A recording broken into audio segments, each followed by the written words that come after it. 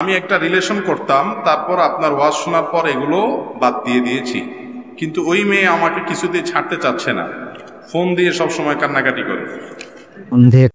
আসসালামু আলাইকুম প্রিয় ভিউয়ার, শাইখ আহমদুল্লাহ হুজুর প্রায় বিভিন্ন প্রশ্নের উত্তর দিয়ে থাকেন। একবার শাইখ আহমদুল্লাহ হুজুরের কাছে একটি প্রশ্ন এসেছিল।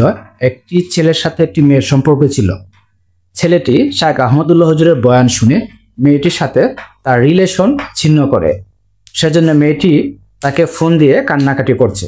এখন সে কি করবে? তাহলে আমরা আহমদুল্লাহ হুজুরের কাছ থেকে ছেলেটির প্রশ্নের আমরা উত্তর জেনে নেই। শুনেন, মেয়ে ফোন দিয়ে কান্নাকাটি করে এই জন্য যে আপনি ওয়াজ শুনে বাদ দিয়েছেন, বেচারি তো ওয়াজ শুনতে পারেনি। ওয়াজ যদি শুনতো তাহলে হয়তো আল্লাহ তাআলা তাকে যদি হেদায়েত দিতেন, তখন উল্টে আপনি কাঁদতেন, আপনাকে সে ছেড়ে চলে যেত। অবশ্যই অবশ্যই, ঠিক না বে? ঠিক।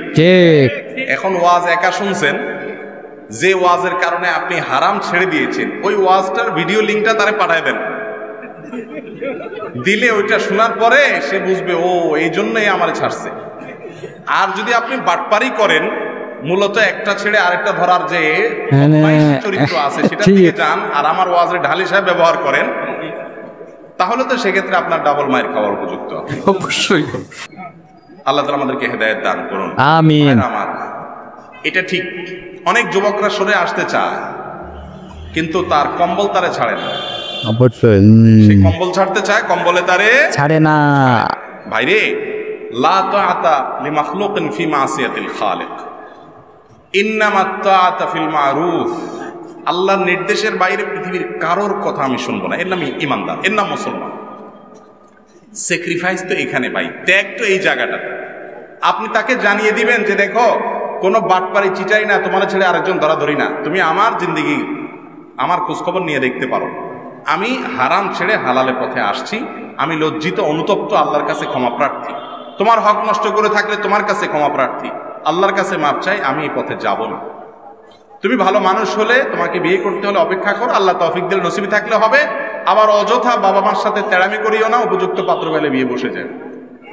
এটা বলার পরে হয়তো মেয়ে আপনাকে 10টা গালি দিবে, খারাপ বলবে, তুই চিটার, বাটপার, 2 নম্বরই করছিস, অনেক কিছু বলবে, কিন্তু আপনি এগুলাতে বলবেন না। শয়তান তারা দিয়ে অনেক কিছু কান্নাকাটি করাবে। হ্যাঁ, আর মেয়েরা তো এমনি একটু বেশি কাঁদতে পারে ছেলেদের তুলনায়, তাই না?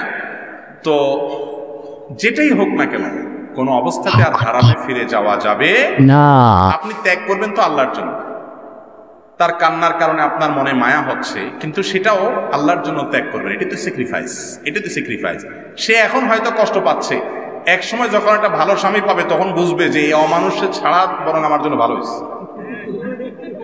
কথা বুঝতে পারছেন? এখন আপনার জন্য সে কান্নাকাটি করতেছে, কিন্তু আপনি যদি ঠিকই সম্পর্ক ছিন্ন করে আল্লাহর জন্য হালালের পথে চলে আসেন, হারাম থেকে ছেড়ে আসতে পারেন, এক সময় আজকের এই কাঁদা মেয়েটা এক সময় আপনার শুকরিয়া আদায় করবে যে তোমাকে আল্লাহ আমার জীবন থেকে সরাই দিয়েছে, ভালো হয়েছে, কত সুন্দর একটা ছেলে পাইছে। এই বিবাহ বহির্ভূত সম্পর্কটা হলো যৌবনের ভ্রম, বয়সের একটা পাগলামি ছাগলামি। যারা 4-5 ছেলে মেয়ের বাপ হয়েছে তাদের কাছে জিজ্ঞাসা করেন, এই সমস্ত প্রেম প্রীতি আপনারা যেগুলা করেন যুবকরা বিবাহের আগে, এগুলা কত নম্বরের শয়তানের ফাইজলামি এবং কত নম্বরের বিভ্রান্তি এবং পুরাটা ধোঁকা। এখানে ভালোবাসা যত উত্তরাণী টুত্রাণী যা দেখেন না, এই উত্তরাণীগুলো 2-4 বছর পরে কিচ্ছু থাকে না, বিয়ের পর তো একদমই থাকে না।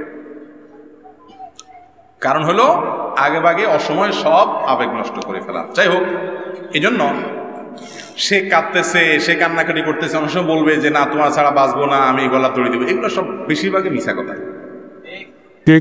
বুঝতে পারছেন? আপনি যেটা মিছা কথা বলছেন সারা জীবন তার সাথে, সেও আপনারা 2-4টা বলতেছে। বড় জোর যদি দেখেন না বেশি রিস্ক হয়ে যাচ্ছে খারাপ, তার বাপ মারা জানায় দেন, কিন্তু নিজেকে আপনি হারাম থেকে দূরে রাখেন। আল্লাহ তাআলা আমাদেরকে তৌফিক দান করুন, আমিন।